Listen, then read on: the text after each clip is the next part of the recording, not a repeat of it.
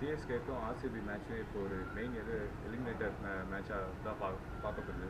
First நீங்கள் இதை எப்படி சார் பார்க்குறீங்க? நான் இன்னொரு மேட்சாக தான் பார்க்குறேன். எலிமினேட்டர் இல்லைங்கிறது இப்போ அதெல்லாம் போக வேண்டாம். சிஎஸ்கே இஸ் அ டீம் கன்சிஸ்டண்ட்டாக கடைசி வரைக்கும் வந்த டீம்ஸில் நமக்கு தான் பெஸ்ட் ரெக்கார்ட். ஏன் டென்ஷன் பண்ணி எலிமினேட்டர் அது இதுன்னு சொல்லணும்? ஜெயிப்போன்னு நினைப்போம், ஜெயிப்போம். உங்கள் கணிப்பில் யார் சார் ஜெயிக்கும்? நான் தான் சொல்கிறேன்னே, சிஎஸ்கே தான் ஜெயிக்கணும். ஏன்னா இதில் 2-3 விஷயம் இருக்குது. இவர் இல்லை, அவர் இல்லை, இவங்க போயிட்டாங்க, அவங்க போயிட்டாங்கன்னு 2 டீமுக்கும் இருக்குது. யார் இருக்காங்களோ அவங்கள வச்சு ஜெயிக்கிறது தான் பெட்டர் டீம். என்றைக்குமே சிஎஸ்கே அந்த மாதிரி தான் விளையாடி இருக்கு. இவரை நம்பியோ அவரை நம்பியோ இல்லை, ஒரு டீமாக விளையாடுறோம். அந்த டீம் மகேந்திர சிங் தோனி மறுபடியும் சேப்பாக்குக்கு வந்து ஆடணும் அப்படிங்கிற ஒரு நோக்கத்தோடு மொத்தமாக அப்ரோச் பண்ணுவாங்க. கண்டிப்பாக ஜெயிப்பாங்க. இந்தியன் டீம் ஜெயிக்கலை, சச்சின் டெண்டுல்கருக்கு வேர்ல்ட் கப் கொடுக்கணும், அவர் கையில் அந்த வேர்ல்ட் கப்பை கொடுக்கணுன்ட்டு அத்தனை பேரும் ஆடலை. அதே மாதிரி தோனி மறுபடியும் சேப்பாக்கு வரணும்னு இந்த டீம் ஆடும், ஜெயிப்போம். யார் இருக்காங்களோ அவங்கள வச்சு ஜெயிக்கிற டீமுக்கு பேர் தான் சென்னை சூப்பர் கிங்ஸ். ஜெயிப்போங்கிற நம்பிக்கையில் தான் எல்லா ஃபேனும் இந்த மேட்சை பார்க்கணும். நான் அப்படி தான் பார்க்க போகிறேன். சார், ஆர்சிபியில் வந்து ஜாக்கும் வந்து டாப்ல இது 2 பேரும் வந்து T20க்காக கிளம்பிட்டாங்க. ஆர்சிபி இது மிகப்பெரிய ஒரு லூஸாக இருக்குது.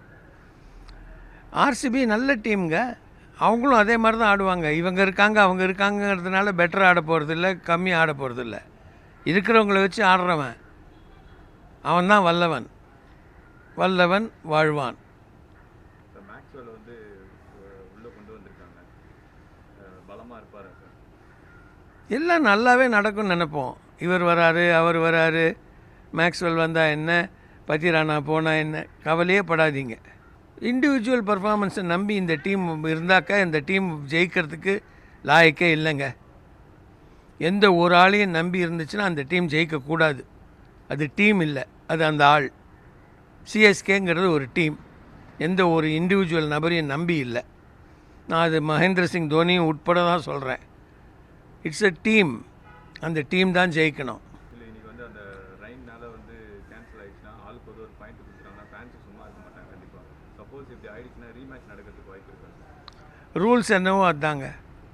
ரீமேட்சுக்கு ப்ரொவிஷன் இருந்தால் நடக்கும். ரீமேட்சுக்கு எனக்கு தெரிஞ்சு ப்ரொவிஷன் இல்லை, அதனால் நடக்காது. ஃபேன்ஸ் சும்மா இருக்க மாட்டாங்கன்னா என்ன பண்ண முடியும்? பணத்தை வேணால் ரீஃபண்ட் பண்ணலாம், அவ்வளோதான். பேட்டிங் ஆர்டர்ஸில் ஏதாவது சேஞ்சஸ் இருக்குமா?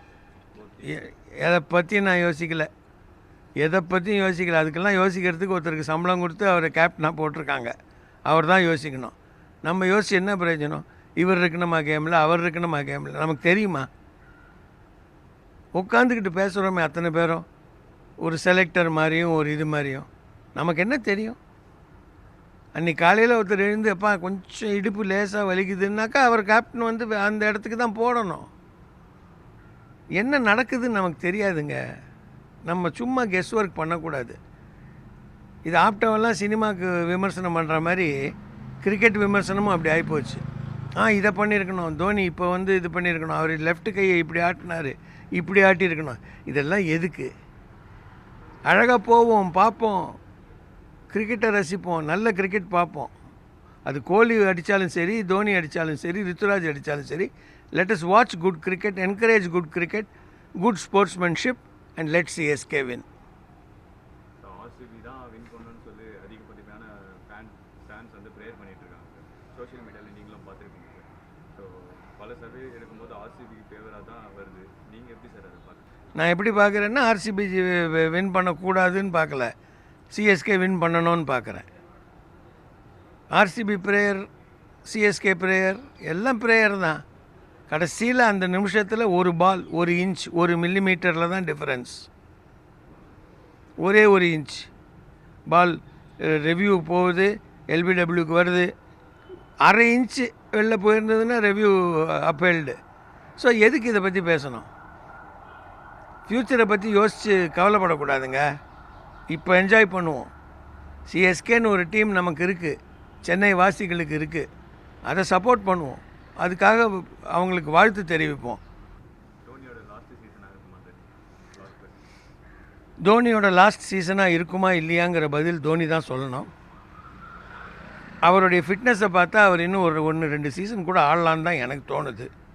ஆடுவாரா மாட்டாராங்கிறது MS தோனி தான் முடிவு பண்ணணும். Is a very stubborn man. ஒரு முடிவு எடுத்துகிட்டு அதுலேருந்து அசர மாட்டார், அசைய மாட்டார். என்ன முடிவு எடுக்கிறாருன்னு பார்ப்போம். செய்திகளை உடனுக்குடன் தெரிந்து கொள்ள உடனே சப்ஸ்கிரைப் பண்ணுங்க.